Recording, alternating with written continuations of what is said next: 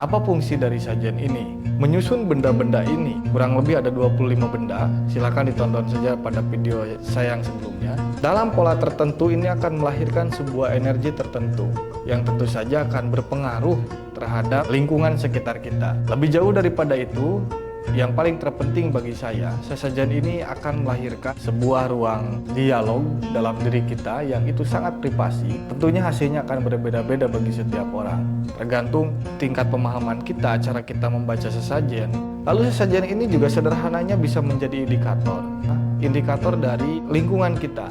Karena idealnya sesajen ini atau bahan-bahan sesajen ini diambil dari yang ada di sekitar kita. Misalkan saya mengambil bunga-bungaan, itu idealnya dari sekeliling rumah saya. Nah, sehingga ketika benda-benda yang ada dalam sesajen ini komplit, itu artinya lingkungan kita masih stabil karena benda-bendanya masih ada. Sesajen ini juga sering dijadikan sebagai sebuah tanda.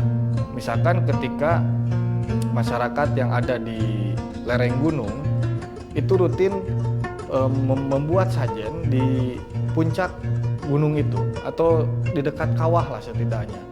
Nah, ukurannya seperti apa? Ketika sesajen itu habis dimakan oleh monyet atau hewan-hewan lain, maka pertanda gunung itu masih aman. Tetapi ketika sesajen itu dalam kurun waktu beberapa hari masih utuh, maka ini akan terjadi sesuatu. Bisa dibaca, karena apa?